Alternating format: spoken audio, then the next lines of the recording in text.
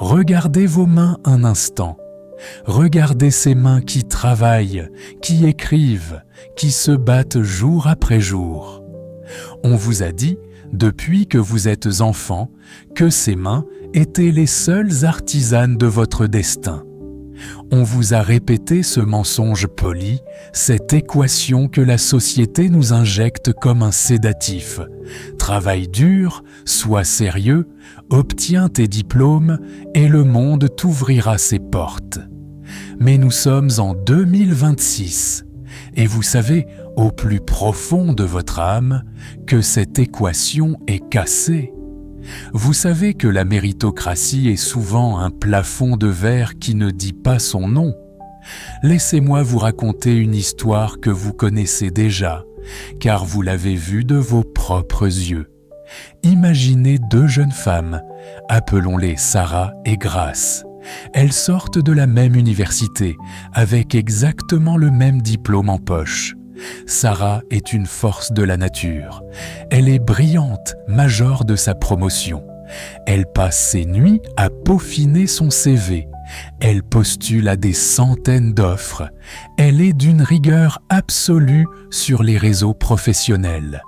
Résultat, 2 ans plus tard, Sarah est toujours au point mort. Elle envoie des relances qui restent lettres mortes. Elle commence à douter de sa beauté, de son intelligence et de sa valeur de femme dans ce monde compétitif. Et puis, il y a Grace. Grace était une étudiante moyenne, discrète. Elle n'a pas un parcours parfait sur papier. Mais un mardi matin, alors qu'elle prend un café, elle croise une ancienne connaissance. Une discussion de 3 minutes s'engage. Le lendemain, Grace reçoit un appel d'un numéro masqué.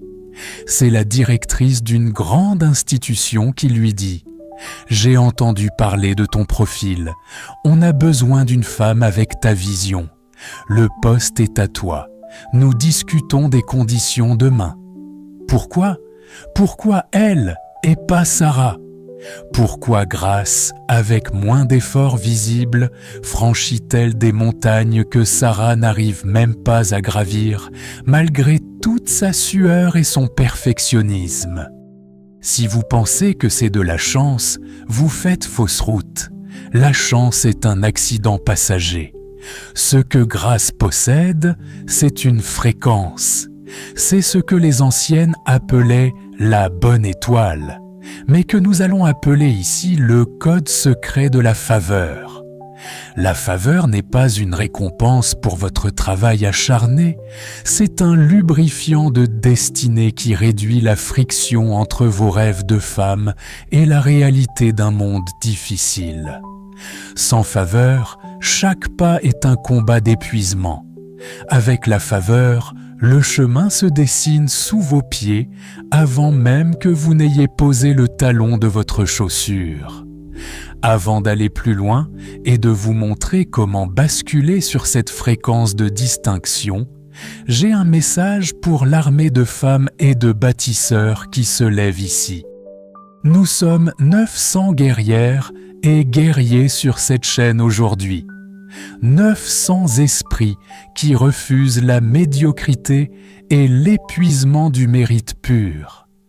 Il ne nous manque que 100 personnes pour franchir la barre symbolique des 1000 abonnés et sceller cette alliance de puissance. Si vous sentez que ce message est le début de votre propre déblocage, ne restez pas une simple spectatrice. Abonnez-vous maintenant. Faites monter ce compteur à 1000. Soyez celle qui complète cette armée.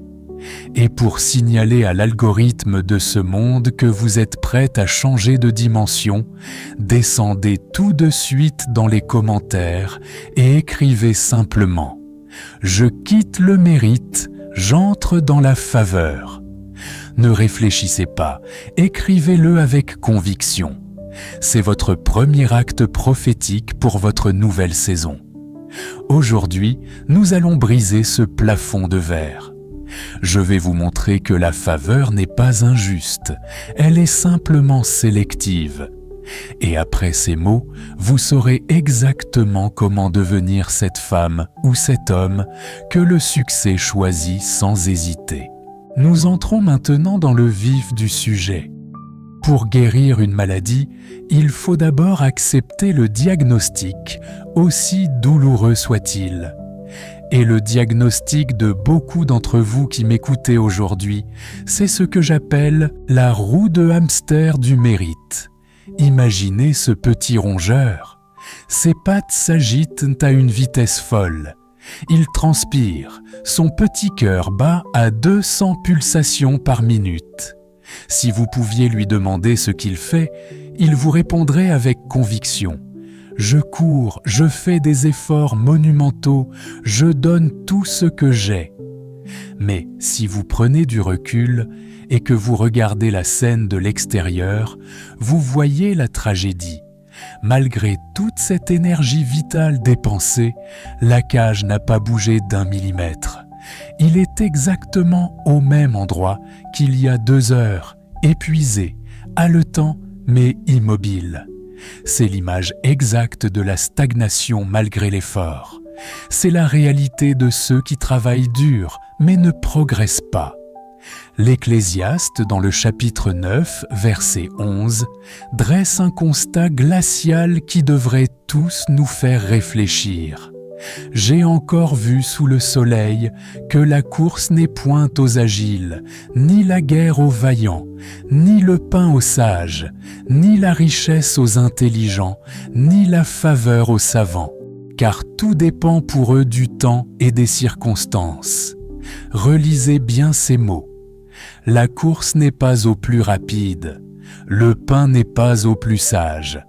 Cela signifie que vous pouvez être le plus rapide de votre secteur, le plus intelligent de votre bureau, le plus intègre de votre famille, et finir quand même affamé, pauvre et oublié. Pourquoi ? Parce qu'il vous manque ce que le verset appelle le temps et les circonstances, ce que nous appelons ici la faveur. Le mérite seul est un moteur qui s'essouffle. La faveur est le carburant qui ne finit jamais. Le résultat direct de cette course effrénée dans la roue, c'est un épuisement profond qui touche toutes les couches de votre être. La donnée la plus triste du succès moderne, c'est l'épuisement sans fruit. Vous êtes mentalement à bout parce que vous essayez de forcer des portes blindées avec votre seule épaule. Vous êtes spirituellement à sec parce que vos moments de recueillement ressemblent à des cris de détresse plutôt qu'à des décrets d'autorité. Certains parmi vous se réveillent à 5 heures du matin et ne rentrent qu'à 21 heures. Vous faites tout ce qui est humainement possible.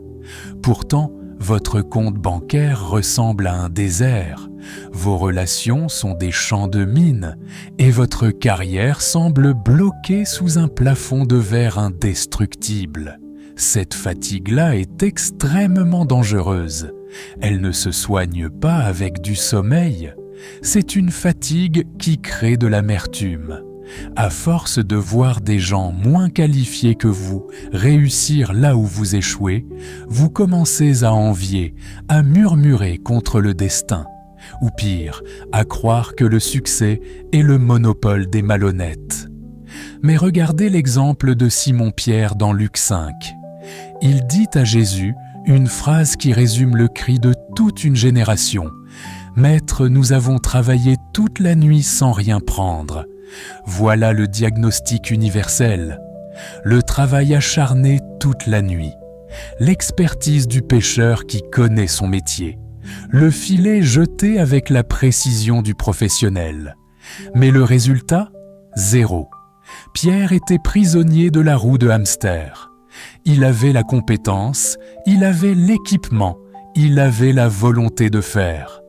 Il lui manquait simplement la parole qui déclenche la faveur. Sans cette dimension, le savoir-faire n'est qu'une agitation stérile. Pourquoi la faveur est-elle une nécessité vitale et non un luxe ? Parce que ce monde est rempli de frictions. La bureaucratie est une friction. La jalousie humaine est une friction. Les lois économiques imprévisibles de 2026 sont des frictions. Imaginez un moteur de voiture haut de gamme sans une seule goutte d'huile. Les pièces en métal frottent violemment les unes contre les autres. Ça grince, ça chauffe et finit par exploser. Le moteur fait un bruit assourdissant, il semble puissant, mais la voiture ne bouge pas. C'est exactement ce qu'est une vie sans faveur. Vous faites du bruit, vous dégagez de la chaleur, vous vous agitez, mais vous n'avancez pas.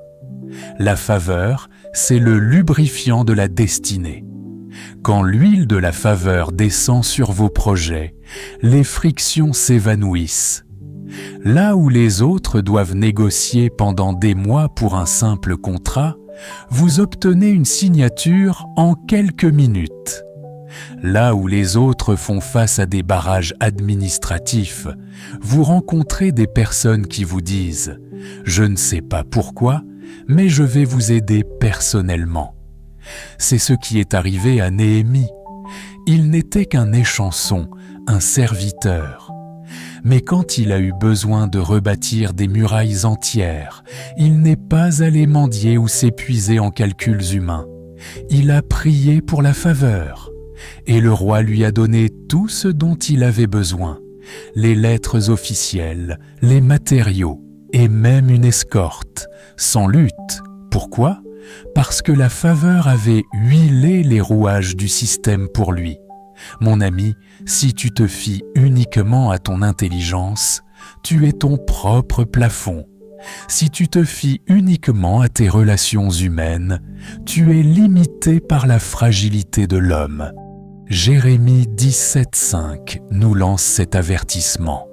Maudit soit l'homme qui se confie dans l'homme, qui prend la chair pour son appui, et dont le cœur se détourne de l'Éternel.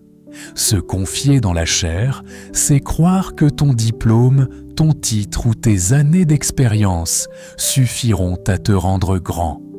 Ce sont des outils, certes, mais des outils sans puissance de traction.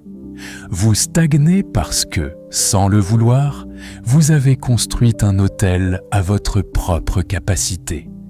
Vous avez cru être le seul capitaine à bord. Et aujourd'hui, vous êtes exténué. Cette fatigue n'est pas votre ennemi, c'est un signal d'alarme. C'est votre système interne qui vous crie « Arrête de pousser, commence à te brancher ». La faveur déplace le combat. Ce n'est plus vous contre le système, c'est la grâce qui réaligne le système en votre faveur. Le psaume 5,12 dit « Tu l'entoures de ta faveur comme d'un bouclier ». Ce bouclier fait que les flèches de la stagnation glissent sur vous sans jamais vous atteindre. Si vous vous reconnaissez dans ce portrait du guerrier épuisé, si vous en avez assez de voir les portes se fermer devant vous, malgré votre intégrité, alors ce diagnostic est votre premier pas vers la liberté. Vous ne manquez pas de courage, vous ne manquez pas de discipline, vous manquez de distinction. Vous avez besoin que le ciel pose un sceau sur votre dossier pour qu'il ne soit plus traité comme celui du commun des mortels. Dans la prochaine phase, nous allons disséquer cette faveur pour comprendre ses mécanismes profonds, car on ne peut pas activer ce que l'on ne comprend pas. Si vous avez réalisé aujourd'hui que vous êtes dans la roue, réjouissez-vous. Vous avez déjà fait 50% du chemin pour en sortir. Le reste de la transformation commence maintenant. Maintenant que nous avons posé le diagnostic et que vous avez compris que la roue de hamster n'est pas une fatalité, mais une erreur de système, nous allons passer à la dissection. Pour activer la faveur, il ne suffit pas de la désirer. Il faut la comprendre techniquement. Dans le monde de la création de contenu, on appelle cela l'algorithme. Dans le monde de la destinée, on appelle cela l'anatomie de la faveur. La faveur n'est pas un bloc monolithique. C'est une force multidimensionnelle qui agit sur 3 axes précis. Si vous en manquez un seul, votre succès sera soit éphémère, soit incomplet.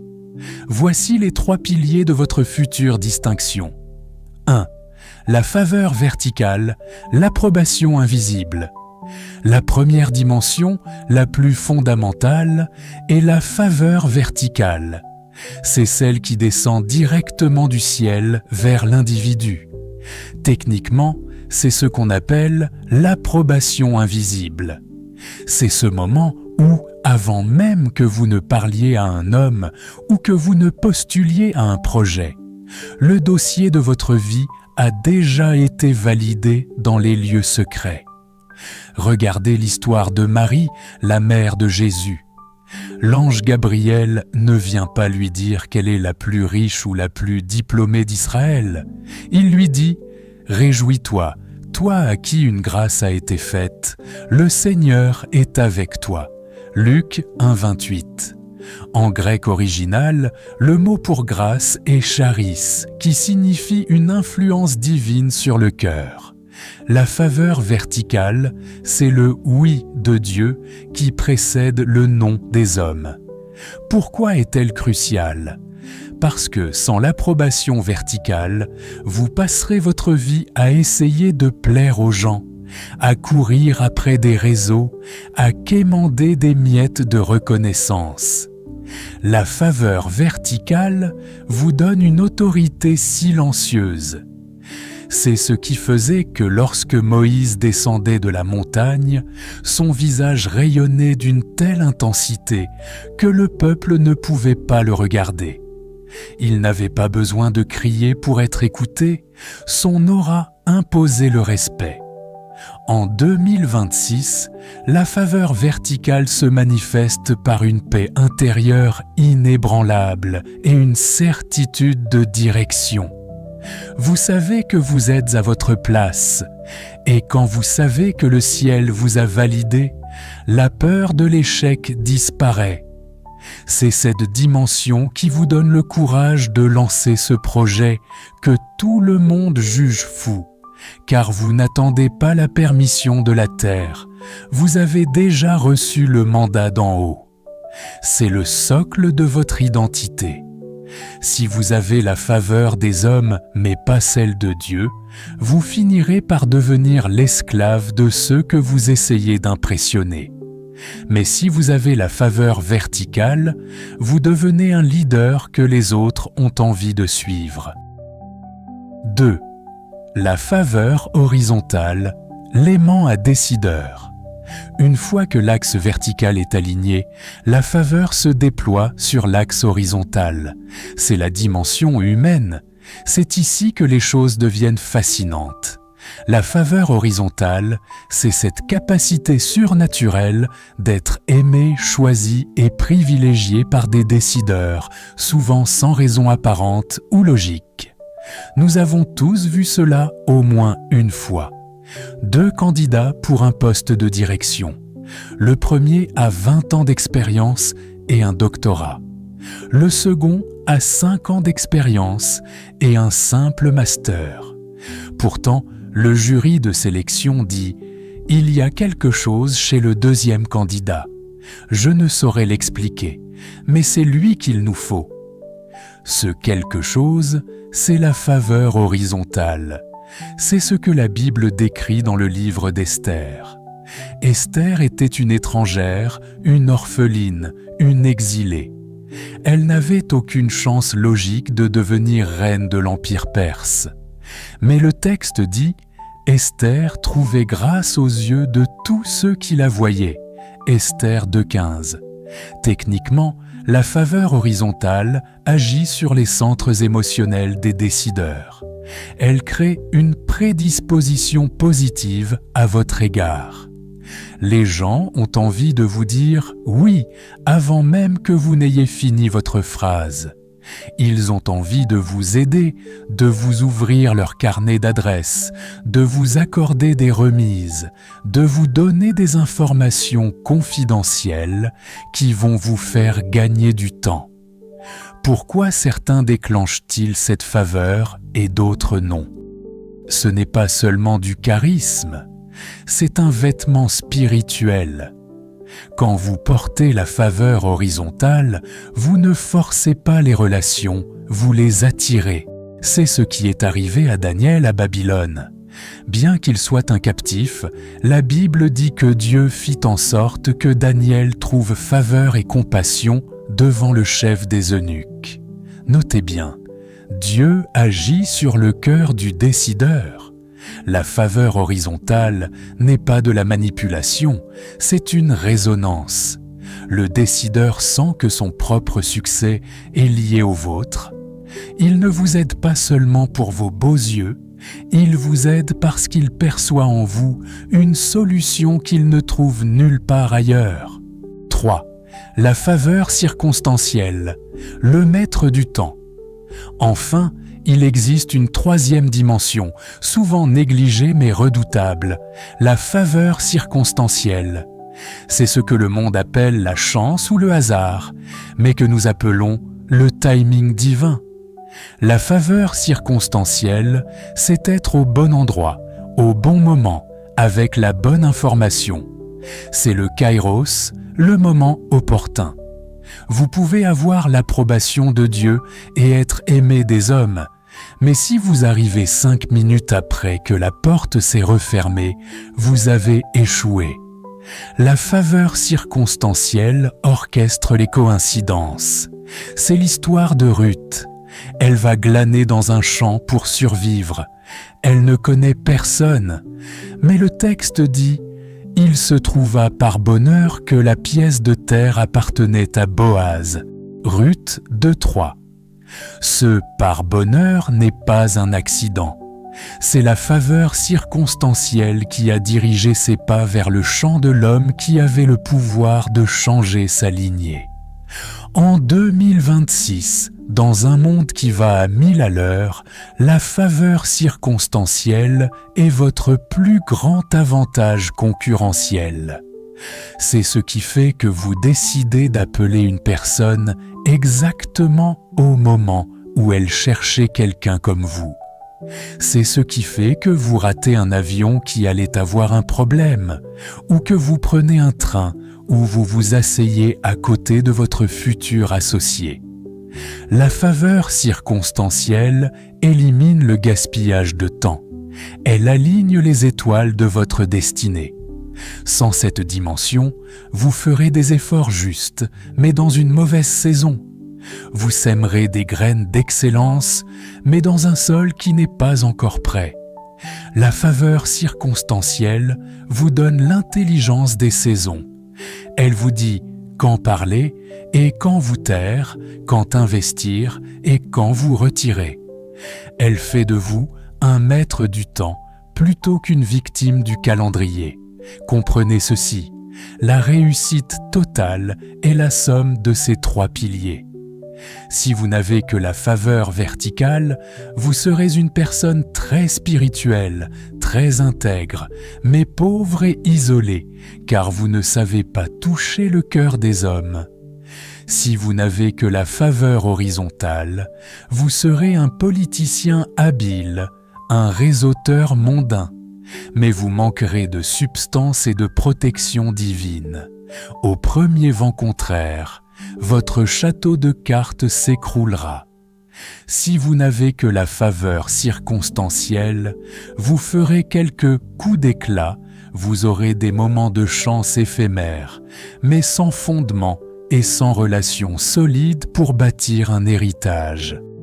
Mais quand les 3 s'unissent, quand le ciel dit « oui » vertical, que les hommes disent « on le veut » horizontal, et que les circonstances crient « c'est maintenant » circonstanciel, alors et seulement alors, vous devenez inarrêtable. C'est ce qu'on appelle la distinction. C'est l'onction qui brise la stagnation dont nous parlions au début. Dans la phase suivante, nous n'allons plus seulement observer cette faveur, nous allons apprendre à l'attirer. Car la faveur ne tombe pas sur n'importe qui comme une pluie aléatoire. Elle est attirée par des lois aussi réelles que la loi de la gravité. Si vous connaissez ces lois, vous n'aurez plus jamais besoin de courir après le succès. Le succès commencera à vous traquer. Restez avec moi, car ce que je vais vous révéler dans les prochains mots est le manuel d'utilisation de votre propre destinée. Nous allons passer de la théorie à la pratique brutale. Êtes-vous prêt à devenir un aimant? Nous arrivons au cœur du réacteur. Si vous m'écoutez encore à cet instant, c'est que vous avez compris que la faveur n'est pas une loterie. C'est un système de récompense qui répond à des protocoles précis. Dans le monde du digital, nous parlons d'algorithmes. Dans le monde de la vie, nous parlons de Loïs. Si vous ignorez la loi de la gravité et que vous sautez d'un immeuble, peu importe que vous soyez une bonne personne ou non, vous tomberez. De la même manière, si vous ignorez les lois de la faveur, peu importe votre diplôme ou votre intégrité, vous stagnerez. Voici les 5 clés qui vont forcer les serrures de votre destinée. 1. La loi de la gratitude, le filtre de l'abondance. La première loi, la plus fondamentale, est la loi de la gratitude. Attention, je ne parle pas de dire merci par politesse. Je parle de la gratitude comme une fréquence vibratoire. La faveur déteste le murmure. Elle fuit les plaintes comme la peste. Pourquoi ? Parce que le murmure est la preuve que vous ne savez pas gérer ce que vous avez déjà. Si vous passez votre journée au bureau à critiquer votre petit salaire, à vous plaindre de votre vieux téléphone ou de votre petit bureau, vous envoyez un signal à l'univers. Je suis un mauvais gestionnaire de bénédictions. Pourquoi la faveur vous donnerait-elle des millions si vous maudissez les quelques centimes que vous avez aujourd'hui ? Regardez l'exemple du désert avec le peuple d'Israël. Ils avaient la manne, une nourriture divine, mais ils ont commencé à murmurer parce qu'ils voulaient de la viande. Résultat, une génération entière est morte dans le désert sans voir la terre promise. Non pas parce qu'ils n'étaient pas qualifiés, mais parce qu'ils étaient ingrats. Demain, en arrivant à votre poste de travail, même si c'est un emploi que vous n'aimez pas, commencez par remercier pour la chaise sur laquelle vous êtes assis. Remerciez pour le client difficile, car il aiguise votre patience. La faveur est attirée par celui qui célèbre le peu. Quand vous célébrez le peu, le ciel se sent obligé de vous donner le surplus. La gratitude est le certificat de capacité pour le niveau suivant. 2. La loi de l'honneur, le pont de l'onction. La deuxième loi est la plus négligée, la loi de l'honneur. L'honneur, c'est la capacité à reconnaître la valeur là où elle se trouve, même chez ceux que vous n'aimez pas. La faveur ne descend pas sur vous à partir de rien. Elle coule souvent d'une personne qui la possède déjà vers vous. Mais pour que cette onction traverse le pont doit être construit avec de l'honneur. Si vous critiquez votre patron dans son dos, si vous méprisez les aînés de votre famille, si vous vous moquez de ceux qui ont réussi avant vous en disant « Oh, c'est sûrement de la corruption », vous coupez le pont. Au bureau, il y a peut-être un collègue qui a cette faveur horizontale dont nous parlions. Au lieu de le jalouser, honorez-le. Demandez-lui conseil, célébrez son succès. En honorant la faveur qui est sur lui, vous créez un appel d'air qui attire cette même faveur sur vous. On n'attire jamais ce que l'on critique. L'honneur est la monnaie qui achète l'accès aux lieux fermés. 3. La loi de l'utilité, devenir une solution. La troisième loi est la loi de l'utilité. La faveur n'est pas une décoration, c'est un investissement. Le ciel ne favorise pas les gens pour qu'ils soient beaux ou célèbres, mais pour qu'ils soient utiles. Pourquoi Joseph a-t-il été favorisé en Égypte? Parce qu'il avait la solution à la famine. Pourquoi Daniel a-t-il été favorisé à Babylone? Parce qu'il avait la solution au rêve du roi. La faveur traque les problèmes à résoudre. Si vous passez votre temps à demander « Qu'est-ce que je peux obtenir ?» vous n'aurez rien. Si vous commencez à demander « Quel problème puis-je résoudre pour mon patron, pour mon église, pour ma communauté ?» la faveur va vous localiser. Dans votre projet actuel, ne cherchez pas le profit immédiat. Cherchez l'impact. Devenez celui qui règle les problèmes que personne ne veut toucher. Quand vous devenez indispensable, la faveur devient automatique. La faveur est le salaire de celui qui porte les fardeaux des autres. Avant de vous révéler les 2 dernières lois, les plus secrètes, regardez où nous en sommes. Nous sommes 900 guerriers sur cette route vers la distinction. Si vous ressentez que ces 3 premières lois viennent de mettre le doigt sur vos blocages, c'est le moment de sceller votre appartenance.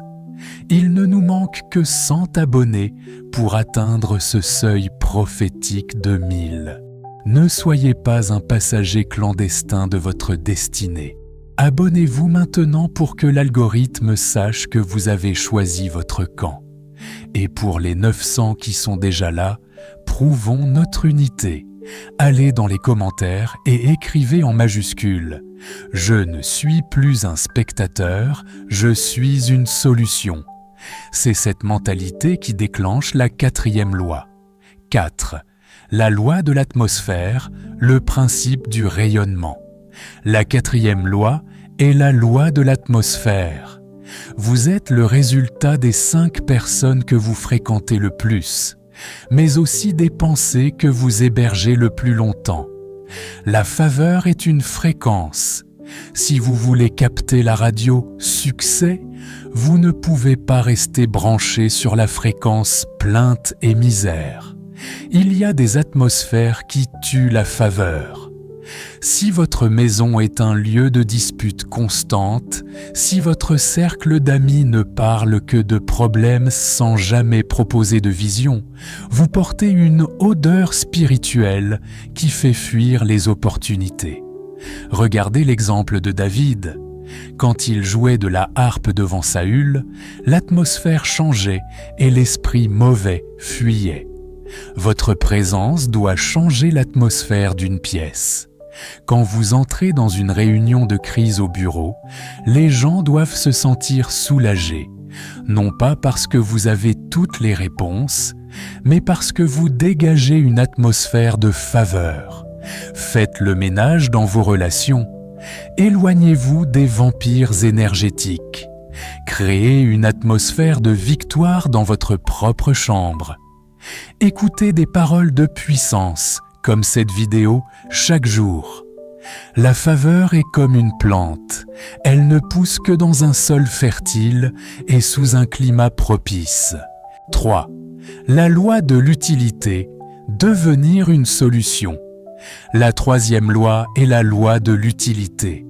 La faveur n'est pas une décoration, c'est un investissement. Le ciel ne favorise pas les gens pour qu'ils soient beaux ou célèbres, mais pour qu'ils soient utiles. Pourquoi Joseph a-t-il été favorisé en Égypte? Parce qu'il avait la solution à la famine. Pourquoi Daniel a-t-il été favorisé à Babylone? Parce qu'il avait la solution au rêve du roi. La faveur traque les problèmes à résoudre. Si vous passez votre temps à demander « Qu'est-ce que je peux obtenir ?» vous n'aurez rien.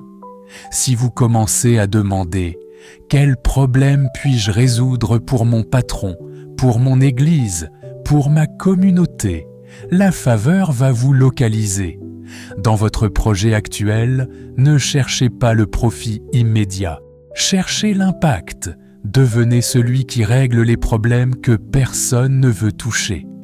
Quand vous devenez indispensable, la faveur devient automatique.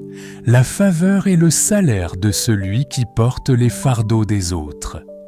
Avant de vous révéler les 2 dernières lois, les plus secrètes, regardez où nous en sommes. Nous sommes 900 guerriers sur cette route vers la distinction. Si vous ressentez que ces 3 premières lois viennent de mettre le doigt sur vos blocages, c'est le moment de sceller votre appartenance. Il ne nous manque que 100 abonnés pour atteindre ce seuil prophétique de 1000. Ne soyez pas un passager clandestin de votre destinée. Abonnez-vous maintenant pour que l'algorithme sache que vous avez choisi votre camp. Et pour les 900 qui sont déjà là, prouvons notre unité. Allez dans les commentaires et écrivez en majuscules « Je ne suis plus un spectateur, je suis une solution ». C'est cette mentalité qui déclenche la 4e loi. 4. La loi de l'atmosphère, le principe du rayonnement. La 4e loi est la loi de l'atmosphère. Vous êtes le résultat des 5 personnes que vous fréquentez le plus, mais aussi des pensées que vous hébergez le plus longtemps. La faveur est une fréquence. Si vous voulez capter la radio « succès », vous ne pouvez pas rester branché sur la fréquence « plainte et misère ». Il y a des atmosphères qui tuent la faveur. Si votre maison est un lieu de dispute constante, si votre cercle d'amis ne parle que de problèmes sans jamais proposer de vision, vous portez une odeur spirituelle qui fait fuir les opportunités. Regardez l'exemple de David. Quand il jouait de la harpe devant Saül, l'atmosphère changeait et l'esprit mauvais fuyait. Votre présence doit changer l'atmosphère d'une pièce. Quand vous entrez dans une réunion de crise au bureau, les gens doivent se sentir soulagés, non pas parce que vous avez toutes les réponses, mais parce que vous dégagez une atmosphère de faveur. Faites le ménage dans vos relations. Éloignez-vous des vampires énergétiques. Créez une atmosphère de victoire dans votre propre chambre. Écoutez des paroles de puissance, comme cette vidéo, chaque jour. La faveur est comme une plante. Elle ne pousse que dans un sol fertile et sous un climat propice. 5. La loi du silence, le secret de la gestation. Enfin, la 5e loi, la plus redoutable, la loi du silence. C'est ici que beaucoup d'entre vous échouent. Vous recevez une étincelle de faveur, un début de projet, une idée brillante, et vous vous précipitez pour l'annoncer à tout le monde. La faveur a besoin de gestation. Quand vous parlez trop tôt de vos projets, vous dissipez l'énergie nécessaire à leur réalisation. Pire, vous attirez l'attention d'esprits de jalousie avant même d'avoir les racines pour résister au vent. La Bible dit que Marie, après avoir reçu la promesse de l'ange, gardait toutes ces choses et les repassait dans son cœur. Luc 2,19. Elle n'est pas allée faire un post sur les réseaux sociaux. Elle a gardé le silence jusqu'à ce que la promesse devienne un bébé visible. Votre prochain grand projet? Gardez-le secret. Ne le dites pas à votre famille, ne le dites pas à vos amis pour avoir leur avis. Travaillez dans l'ombre, laissez la faveur construire la structure en silence. Le bruit des résultats fera la publicité pour vous. La faveur aime l'obscurité du secret pour faire germer la lumière de la réussite. Un lion ne rugit pas pendant qu'il chasse, il rugit après avoir mangé. Ces 5 lois, gratitude, honneur, utilité, atmosphère, silence, ne sont pas des options. Elles forment le code source de votre nouvelle vie. Si vous appliquez la gratitude, vous purifiez votre canal. Si vous appliquez l'honneur, vous ouvrez les accès. Si vous êtes utile, vous devenez magnétique. Si vous soignez votre atmosphère, vous protégez votre onction. Et si vous pratiquez le silence, vous garantissez votre récolte. Combien d'entre vous ont passé des années à essayer de forcer le destin sans ses lois? Vous étiez comme un homme essayant de faire démarrer une voiture sans clé. Ces lois sont vos clés. Dans la phase suivante, nous allons passer à la pratique. Je vais vous donner le protocole exact pour activer ces lois dans votre vie dès les 24 prochaines heures. Car la connaissance sans application n'est que de la gymnastique intellectuelle. Et nous ne sommes pas ici pour réfléchir. Nous sommes ici pour régner. Êtes-vous prêts pour le protocole d'activation? Le sprint final vers vos 1000 abonnés et votre distinction commence maintenant. La connaissance sans application n'est qu'une forme sophistiquée de divertissement. Si vous éteignez cette vidéo en vous disant « c'était inspirant », alors j'ai échoué. Mon but n'est pas de vous inspirer, mon but est de vous voir témoigner. Pour passer de la stagnation à la distinction, vous devez cesser d'être un consommateur passif et devenir un exécutant discipliné. Voici votre protocole d'activation pour les prochaines 24 heures. Ce ne sont pas des suggestions, ce sont des ordres de mission pour votre destinée. Demain matin, à 6 heures précises, votre combat commence avant même que vous ne posiez le pied au sol. La plupart des gens commencent leur journée en subissant. Ils regardent leurs notifications, lisent des mauvaises nouvelles ou se plaignent du manque de sommeil.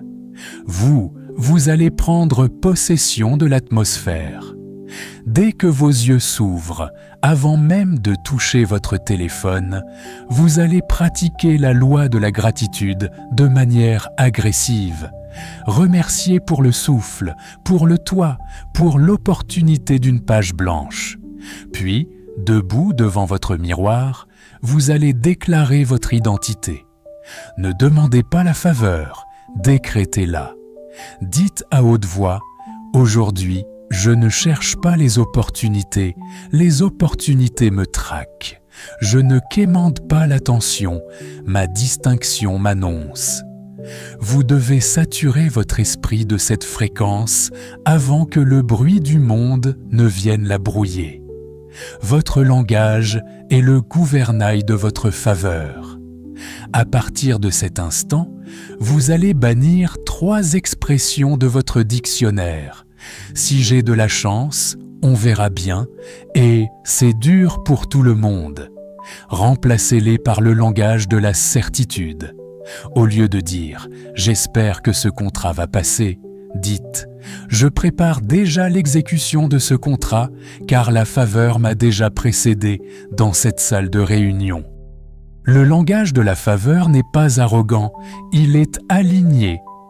Quand vous parlez avec assurance, vous rassurez inconsciemment les décideurs autour de vous.